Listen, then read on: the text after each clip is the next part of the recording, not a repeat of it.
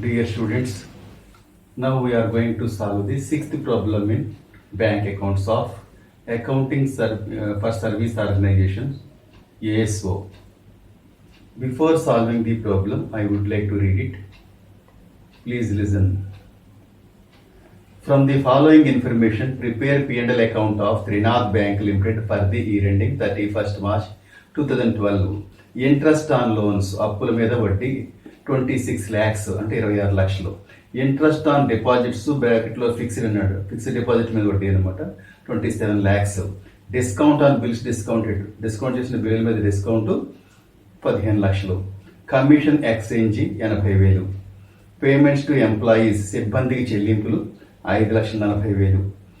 డైరెక్టర్ల fee 40,000. Postage telegrams 10,000. Depreciation on bank property 80,000. Interest on cash credit మీద వడ్డీ 22 లక్షలు. ఇంట్రెస్ట్ ఆన్ ఓవర్ డ్రాఫ్ట్ మీద వడ్డీ 15 లక్షలు. Interest on savings bank accounts 7 lakhs. Profit on sale of investments పెట్టుబడి అమ్మకం మీద లాభం 6 లక్షలు. అద్దె పనులు 1,60,000. Audit fee 20,000. Printing and stationery ముద్రణ స్టేషనరీ 30,000. ఇన్కమ్ ఆన్ ఇన్వెస్ట్మెంట్స్ పెట్టుబడి మీద ఆదాయం 2 లక్షలు. Balance of P&L account on 31st March 2011 50 లక్షలు అంటే గత సంవత్సరపు లాభం అనమాట. Additional information bad debts written off రద్దు చేసిన దాని బాకీలు 4 లక్షలు.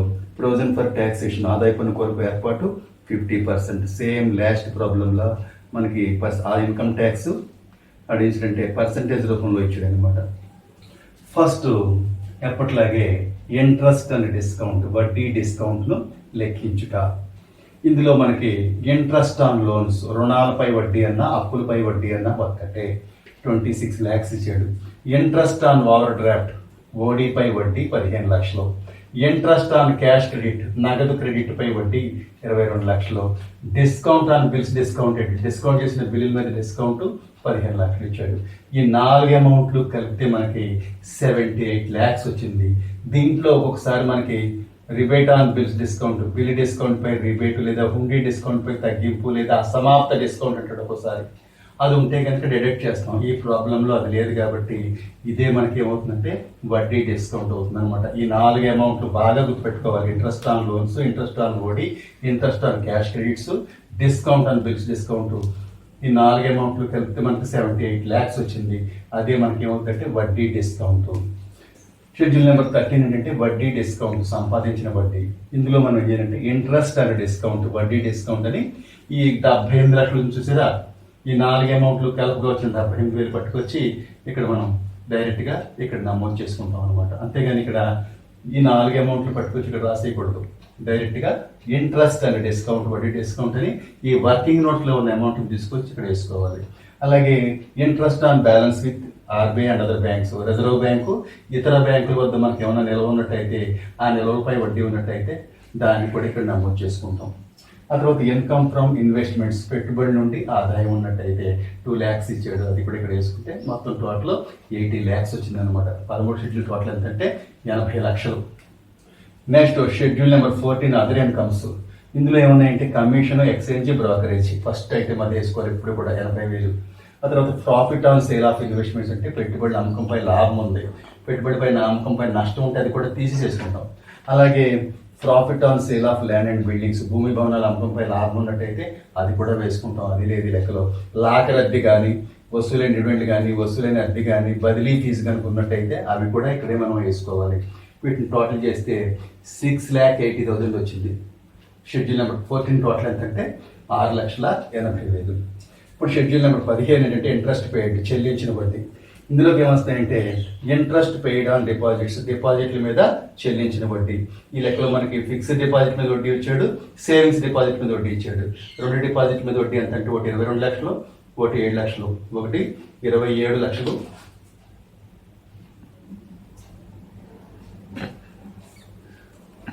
7 లక్షలు కలిపేసి 34 లక్షలు వేసుకుంటాం. ఆ తర్వాత interest on borrowings from RBI and other banks reserve bank ఇతర బ్యాంకుల నుండి తెచ్చిన అప్పుల మీద వడ్డీ మనం వాళ్ళ దగ్గర నుంచి తీసుకొస్తాం. రిజర్వ్ బ్యాంక్ నుంచి ఇతర బ్యాంకుల నుంచి కూడా మనం ఏమైనా అప్పు తెచ్చుకున్నట్టయితే ఆ వడ్డీని మనం పే చేయాలి కాబట్టి అది మనకి ఎక్స్పెండిచర్. అది ఇక్కడ ఏం లేదు కాబట్టి డాష్ పెట్టేస్తాం. టోటల్ 34 లక్షలు అవుతుంది అనమాట. ఇప్పుడు షెడ్యూల్ నెంబర్ 16 ఆపరేటింగ్ ఎక్స్పెన్సెస్ నిర్వహణ ఖర్చులు. ఇందులోకి వచ్చేవి శాలరీస్ అండ్ అలవెన్సెస్ లేదా పేమెంట్స్ టు ఎంప్లాయీస్ అంటాం. సిబ్బందికి చెల్లింపులు 5,40,000 ఇచ్చాడు.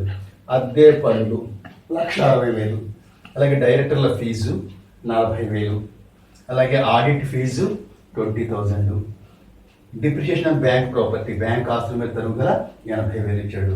ప్రింటింగ్ అండ్ స్టేషనరీ, ముద్రణ స్టేషనరీ 30,000. పోస్టేజ్ టెలిగ్రామ్స్ ఎంత ఇచ్చాడంటే 10,000 ఇచ్చాడు. ఇవన్నీ కలిపేస్తే 8,80,000 వచ్చింది. 8,80,000. నిర్వహణ ఖర్చు టోటల్ ఎంతంటే ఆపరేటింగ్ ఎక్స్పెన్సెస్ టోటల్ 8,80,000 అనమాట. అకార్డింగ్ టు ఫామ్ బి ప్రకారం ముందు హెడ్డింగ్ పెట్టాలి. Profit and loss account of Trinath bank limited for the year ending 31st March 2012. 31 మార్చి 2012తో అంతమయ్యే సంవత్సరానికి త్రినాథ్ బ్యాంక్ లిమిటెడ్ వారి లాభ నష్టాలుగా తన హెడ్డింగ్ పెట్టుకుంటాం. Particulars, schedule number, amount. First Roman number 1 income, ఆదాయము. ఇందులో ఇంట్రెస్ట్ ఎర్న్డ్, సంపాదించిన వడ్డీ లేదా ఆర్జించిన వడ్డీ అని కూడా అంటారు దీన్ని. షెడ్యూల్ నెంబర్ 13, దాని టోటల్ ఎంతంటే 80 లక్షలు. నెక్స్ట్ అదర్ ఇన్కమ్స్, ఇతర ఆదాయాలు. షెడ్యూల్ నెంబర్ 14, దాని టోటల్ 6,80,000 టోటల్ చేసుకోండి. ఎక్స్పెండిచర్, వ్యయము. ఇంట్రెస్ట్ పెయిడ్, చెల్లించిన వడ్డీ. షెడ్యూల్ నెంబర్ 15 వేసుకుంటాం, దాని total 34 lakhs. Next operating expenses, నిర్వహణ ఖర్చులు 16, దాని టోటల్ 8,80,000. ఇప్పుడు ప్రొవిజన్స్ అండ్ కాంటింజెన్సీస్, ఏర్పాట్లు, అగంతకాలు మనం క్యాలిక్యులేట్ చేయాలి. ఇక్కడ క్యాలిక్యులేషన్ ఆఫ్ ఇన్కమ్ ట్యాక్స్, ఆదాయ పన్ను లెక్కించడం. ఆదాయ పన్ను ఎప్పుడు లెక్కించాలంటే పర్సంటేజ్లో ఇచ్చినప్పుడు మాత్రమే. ప్రొవిజన్ ఫర్ ట్యాక్సేషన్ 50% అన్నాడు. ఇందాక ప్రాబ్లంలో, ప్రీవియస్ ప్రాబ్లంలో 55% ఇచ్చాడు, ఈ ప్రాబ్లంలో 50% ఇచ్చాడు అనమాట. అప్పుడు మనం ఏం చేయాలంటే మనం ఈ నాలుగు ఇంతవరకు వేసేసుకుని అప్పుడు మనం ఏం చేయాలంటే ఇక్కడికి రావాలి. క్యాలిక్యులేషన్ ఆఫ్ ఇన్కమ్ ట్యాక్స్, ఆదాయ పన్ను లెక్కించడానికి పెట్టి షెడ్యూల్ నెంబర్ 15 80 లక్షలు దాని టోటల్.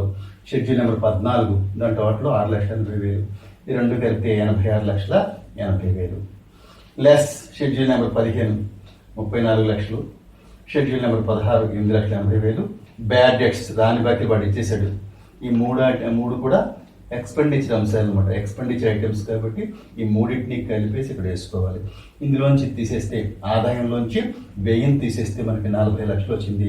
దీన్ని ప్రాఫిట్ బిఫోర్ ట్యాక్స్, పీబీటీ, పన్నుకు ముందు లాభం అంటాం దీన్ని. పన్నుకు ముందు లాభం అంటే ఇందులో పన్ను కూడా కలిసిపోయి ఉందన్నమాట, ట్యాక్స్. అప్పుడు ఇన్కమ్ ట్యాక్స్, ఆదాయ పన్ను ఈజ్ ఈక్వల్ టు 40 లక్షలు ఇంటూ 50% అంటే 20 లక్షలు. బ్యాడ్ డెట్స్ మన ప్రాబ్లంలో ఇక్కడ ఇచ్చాం కదా, వేసాం కదా, ఆ 4 లక్షలు ఇక్కడ వేసుకుంటాం. రెండు కలిపితే 24 lakhs ఏమవుతుందంటే 24 లక్షలను ఏర్పాట్లు, ఆగంతుకాలు, ప్రొవిజన్స్ అండ్ కాంటింజెన్సీస్ లేదా ఏర్పాట్లు లేదా ఆగంతుకాలు అంటాం తెలుగులో. ఇప్పుడు ప్రొవిజన్స్ అండ్ కాంటింజెన్సీస్, ఏర్పాట్లు, ఆగంతుకాలు 24 లక్షలు తీసుకొచ్చి ఇక్కడ వేసి టోటల్ చేసేస్తాం. 66,80,000 వచ్చింది టోటల్ మొత్తము B. Roman number 3 profit or loss, లాభము లేదా నష్టం. అందులో first net profit for the year, ప్రతి సంవత్సరం లాభం ఎలా వస్తుందంటే మనకి మొత్తం ఏముంది కదా, టోటల్ మొత్తము ఏ ఎంత 46,80,000. అందులోంచి వ్యయం ఎంత ఉంది 66,80,000. తీసేస్తే 20 లక్షలు వచ్చింది. ప్రతి సంవత్సరం లాభం 20 lakhs. లాస్ట్ ఇయర్ ప్రాఫిట్ ప్రాబ్లంలో 31/3/2011 నాటి లాభం ఎంత ఇచ్చాడంటే 50 లక్షలు ఇచ్చాడు. రెండు కలిపి 70 లక్షలు సి అవుతుంది అనమాట. 70 లక్షలు సి. ఇప్పుడు రోమన్ నెంబర్ 4 అప్రోప్రియేషన్స్, వినియోగాలు. ట్రాన్స్ఫర్ టు స్టాట్యుటరీ రిజర్వ్, శాసనాత్మక రిజర్వ్ మళ్ళీ ఎప్పుడు కూడా 20 లక్షల మీద క్యాలిక్యులేషన్ చేయాలి. 25% ఎప్పుడు కూడా ఏ ప్రాబ్లంలో అయినా సరే కడితే మనకి ఎంత వచ్చిందంటే 5 lakhs వచ్చింది. ఆ తర్వాత డివిడెండ్స్, ప్రపోజ్ డివిడెండ్స్ ఏమీ ఇవ్వలేదు మన ప్రాబ్లంలో. అలాగే ట్రాన్స్ఫర్ టు జనరల్ రిజర్వ్ అంటే సాధారణ రిజర్వ్కి మళ్ళింపు లేదు. అలాగే నిక్షేప నిధికి మళ్ళింపు కూడా ఏమీ లేదు. అలాగే డివిడెండ్ ఈక్వలైజేషన్ ఫండ్ కంటే డివిడెండ్ సమానీకృత నిధికి మళ్ళింపు కూడా ఏమీ లేదు. కాబట్టి డాష్ పెట్టేసాం. ఇప్పుడు ఏం చేయాలంటే 70 లక్షలు తీసుకొచ్చి ఇక్కడ పెడతాం. 70 లక్షలు టోటల్ మొత్తం డిఎన్ రాసుకుని ఇక్కడ పెట్టి అందులోంచి అన్నీ కలిపేసి ఈ 5 అంశాలు ఉన్నాయి కదా, 1 2 3 4 5 అంశాలు ఉన్నాయి కదా, 5 అంశాలని కలిపేసి 70 లక్షల నుంచి తీసేస్తాం.